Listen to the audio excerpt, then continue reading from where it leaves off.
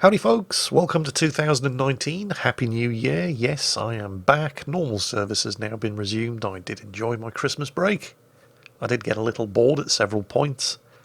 And I was starting to get far too used to just sitting around all day playing games and watching TV and just not doing anything. So it's probably good for me to get back into the saddle. Speaking of getting back into the saddle, a fair few of you have probably already seen this game. If you were lucky enough to be watching Flambas when he played it, it was quite an experience. I just missed it, actually. I actually started watching the stream where Flambas played this battle right after this game. Everybody was still screaming about it, and I had no idea what all the fuss was about. Didn't take long for Flambas to send me the replay file. Now, regulars around here are probably aware that Flambas is a fairly good World of Warships player. Although you're probably also aware that he does suffer from a nasty dose of impatience. He's not a big fan of hanging around, lurking behind islands, just waiting for the right moment to make his move. He does like to get stuck in. And since we're on the Two Brothers map, and this is Flambas, and he does like to tweak the nose of danger every now and then, I found myself thinking, no Flambas, don't do it. You're in a Leander, and this is a tier 8 battle.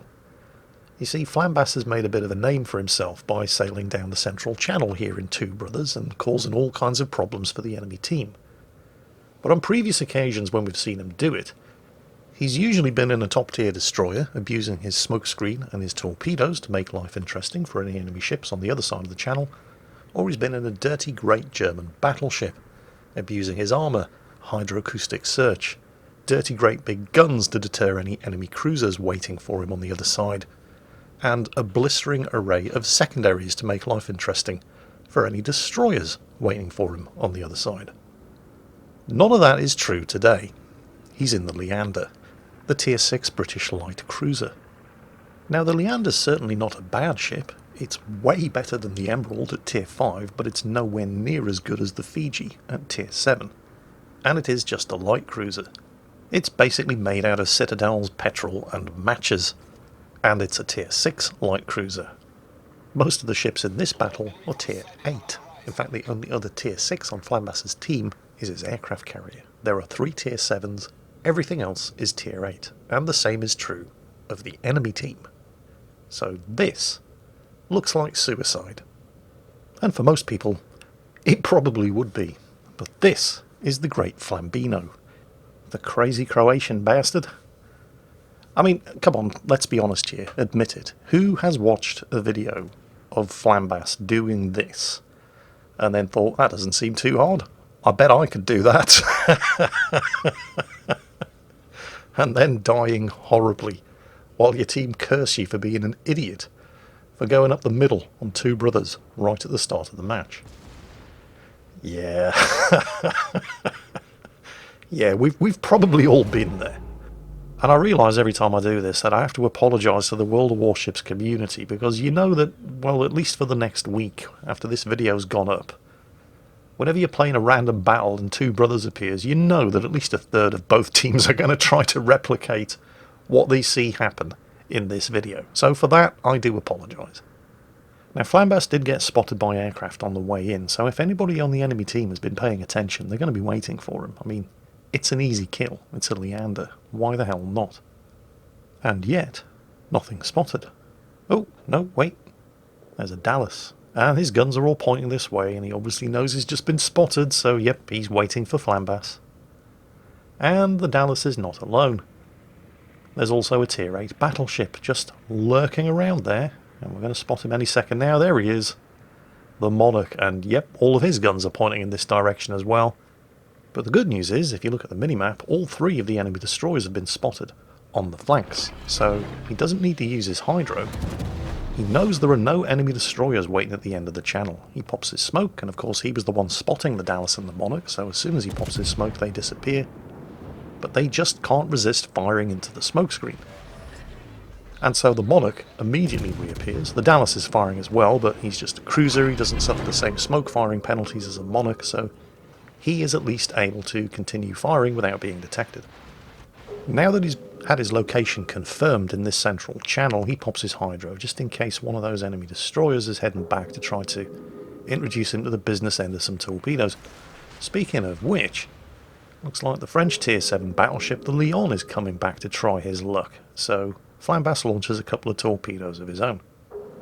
Now he's only done 4,000 damage, and he no longer has any visible targets to shoot at, so he stops shooting. Of course, this also has the benefit that he's not providing any handy tracers for the Dallas and presumably the Monarch, and you never know, the Lion might be there, to focus their guns on. So he's not giving anyone anything to fire back at to pinpoint his location.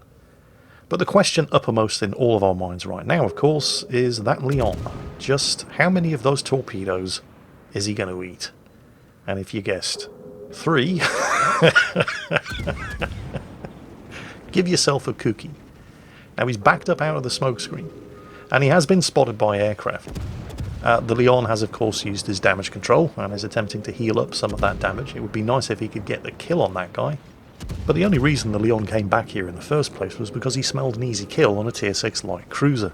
So you know all of his guns are going to be pointing in this direction, so rather than attempt to finish the kill off, which probably wouldn't have been very likely, he retreats back into cover and waits out the air attack from the tier 5 dive bombers launched by the tier 6 enemy carrier. The fact that British light cruisers don't have high explosive shells is a bit of a blessing and a curse at the same time.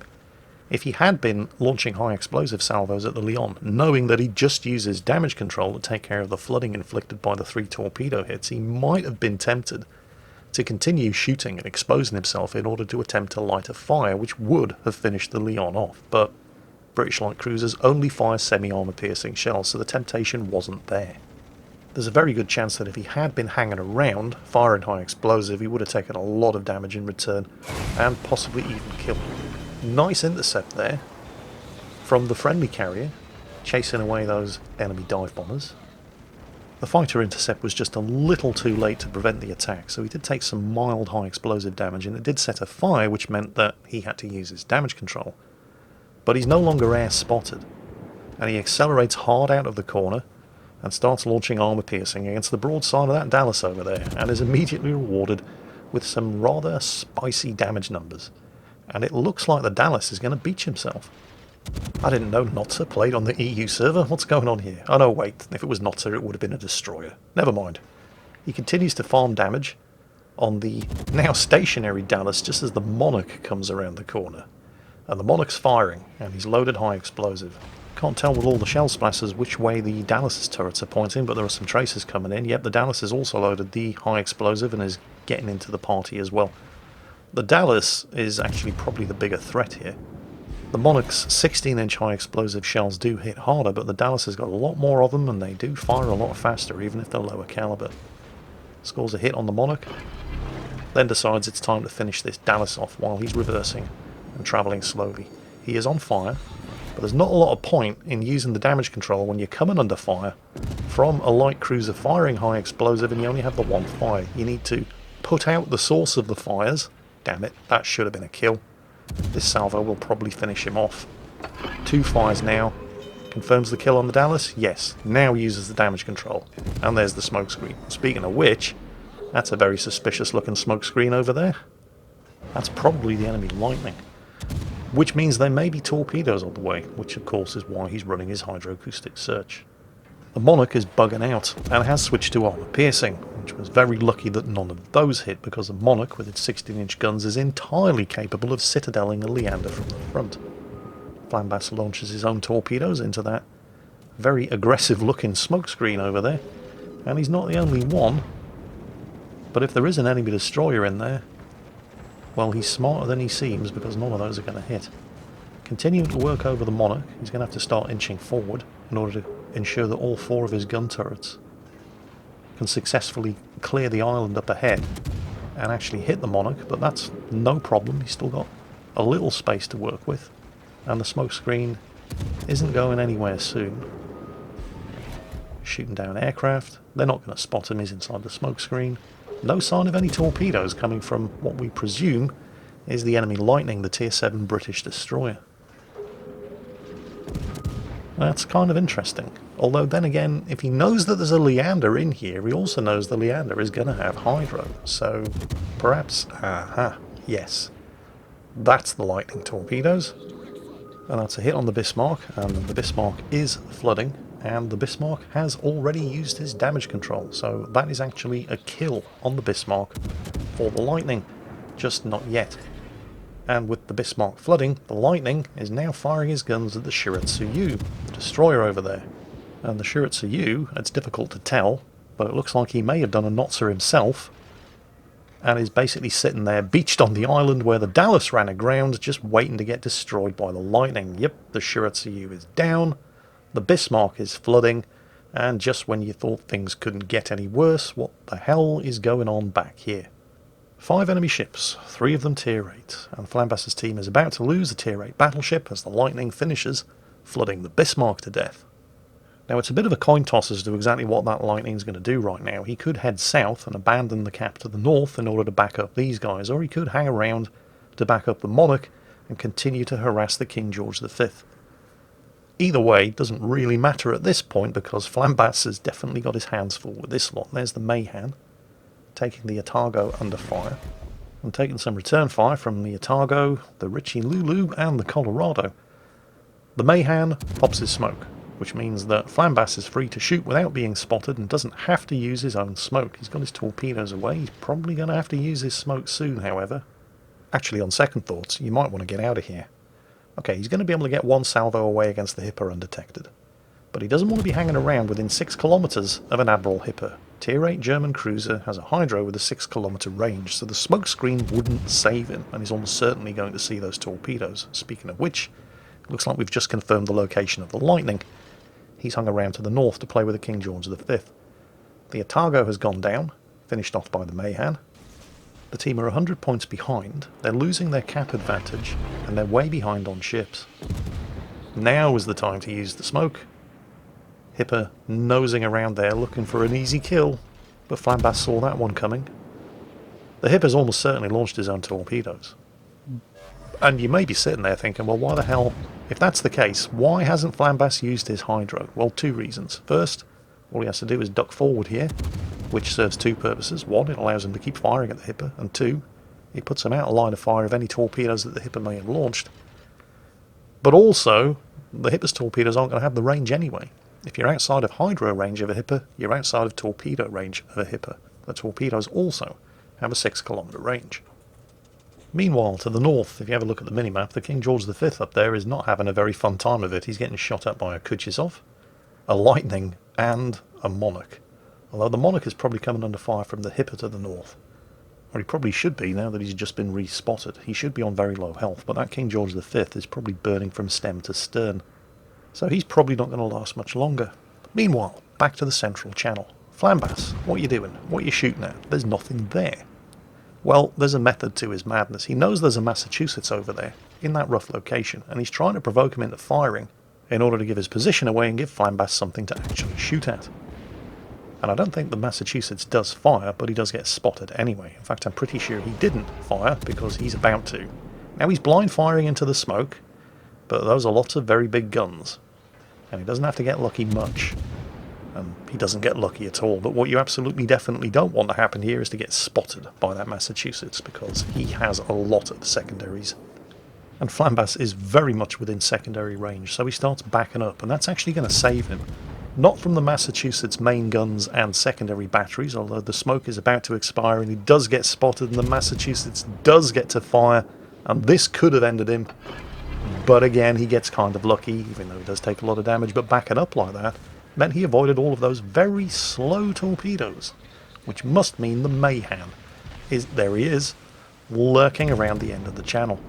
And I don't know why the Mayhan just kind of sort of stops here and starts kind of reversing, because he's not popping his smoke and he doesn't have the health to be duking it out with a light cruiser, even if it is just a tier 6 light cruiser.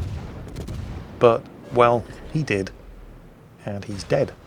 Hooray! He's burning, but there's another salvo incoming from the Mayhan, waits to see whether or not that's going to set an additional fire, then uses his damage control. Oh, well, it looks like the Mayhan suicided there in order to get his 3rd torpedo launch away, but Flambass avoided those simply by the expedient of moving over to the right-hand side of the channel. Again, he didn't have to use his hydro. Still spotted by aircraft. Enemy carrier, still not dead, although the friendly Hipper is probably working on that as we speak, which means Flambas is still detected as he noses his way up to the end of the channel, although the fighters are now shot down, which means he has managed to go undetected again. But again, anybody on the enemy team paying attention will now be aware that there's a cruiser nosing up behind them, and he is very much behind them now because they've all continued to chase down that Colorado over there. I wonder if there is an enemy cruiser over here for us to shoot at. And he's reversing, which means he's moving very slowly. Which means his guns are almost certainly all pointing in the other direction. Let's just pop that smoke screen just in case. And let's see if we can farm ourselves a kill. And let's face it, the Hipper is not exactly a difficult target to shoot at here. One more salvo should do it. And that should be Flambas's third kill on a tier 8 heavy cruiser. Bingo. Gotcha. Of course, that's the good news. The bad news is that they're still outnumbered 2-1 because the King George V went down to the Lightning's torpedoes, and the Kuchezov has killed the friendly Hipper to the north, which means that the enemy carrier is still in play. Although he's managed to at least even the odds a little by finishing off the Massachusetts.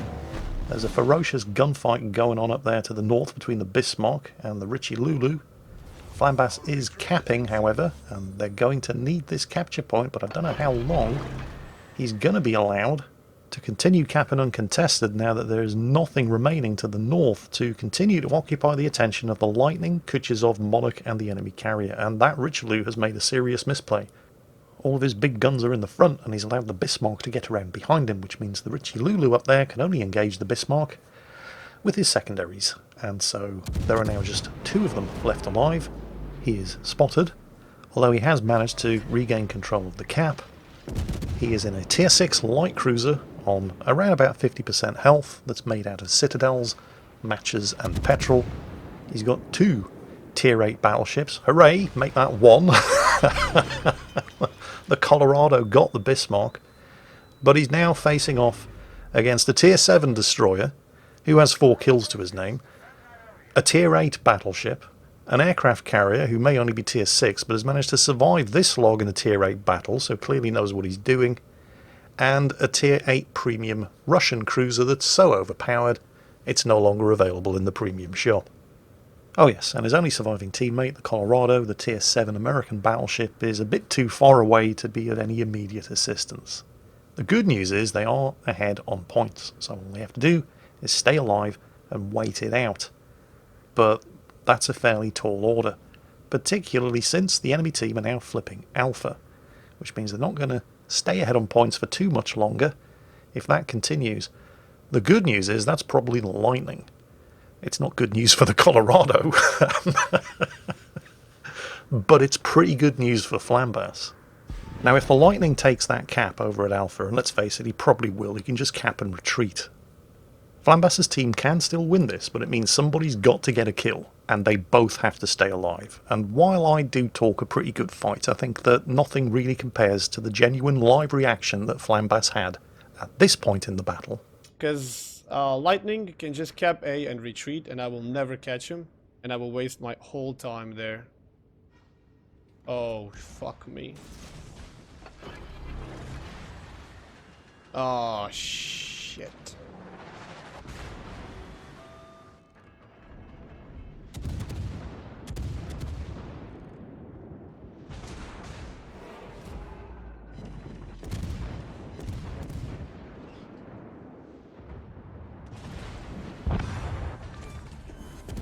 We just an enemy cruiser.